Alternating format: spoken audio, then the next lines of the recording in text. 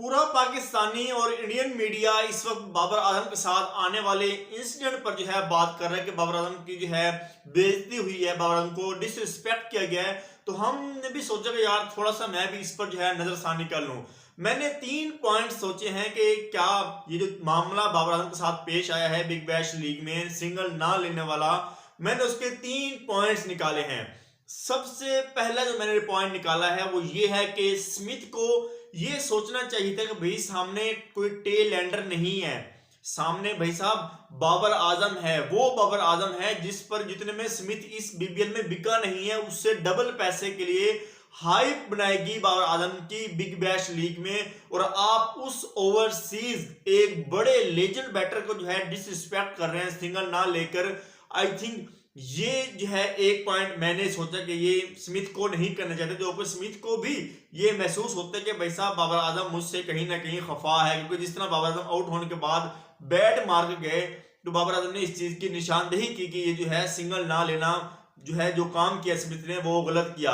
दूसरा पॉइंट मुझे लगा है वो जनाब बड़ा ही जबरदस्त और इंटरेस्टिंग है। जी हाँ, दूसरा पॉइंट ये है कि बाबर आजम ने जो है 2 स्कोर जो लास्ट स्कोर बनाए थे वो 7 से 8 गेंदों में बनाए थे। ठीक है, बाबर आजम ने 45 रन 32 से 31 गेंदों पे और अगले 2 रन सिर्फ 7 से 8 गेंदों पर बनाए। तो शायद स्मिथ ने इसलिए भी सिंगल नहीं लिया, इस अकड़ में, इस गरूर में, या फिर कह सकते हैं कि यार ये तो बॉल्स बीट कर रहा है, ये तो अपनी 50 के लिए खेल रहा है। तो ये जानबूझ के स्मिथ ने जो है यहाँ पर सिंगल नहीं लिया, जो कि गलत बात है और स्मिथ को इस चीज पर अपोलोजाइज भी करना चाहिए। तो इसलिए जो है स्मिथ ने सिंगल नहीं लिया। ये 2 पॉइंट्स जो है मेरे ख्याल में ये अगेंस्ट जाते हैं स्मिथ के भी और ऑस्ट्रेलिया के भी और बीबीएल के भी, कि आपको ये काम बाबर आजम के साथ नहीं करना चाहिए था। लेकिन जो तीसरा पॉइंट है वो मुझे लगता है कि वो बाबर आजम के लिए ऐसा है कि वो पॉजिटिव रहे, पॉजिटिव सोचे कि ऐसे मामला हो जाते हैं, इट्स ओके। क्यों? क्योंकि जब स्मिथ वो खेल रहा था उस टाइम, तो स्मिथ जिस तरफ भी बल्ला घुमा रहा था, जिस टाइप की शॉट खेलने के लिए बैट जिसका जाता था, उसी तरफ छक्का उसी तरफ चौका जाता था।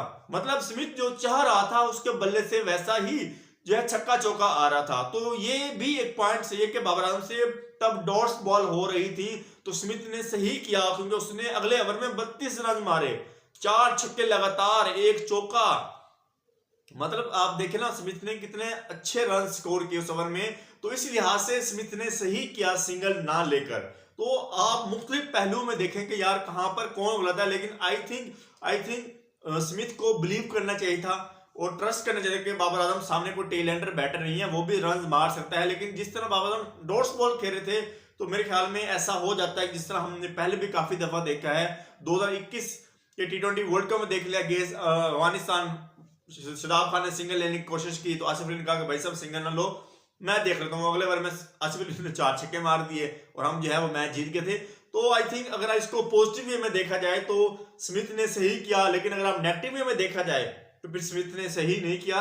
लेकिन आई थिंक मेरा भी यही मानना है कि इस तरह का जो है इंसिडेंस नहीं होना चाहिए था, आपको रिस्पेक्ट देनी चाहिए थी बाबर आजम को। बाबर आजम कोई छोटा मोटा या टेल एंड बैट्समैन नहीं था, वो एक तगड़ा बड़ा प्लेयर है।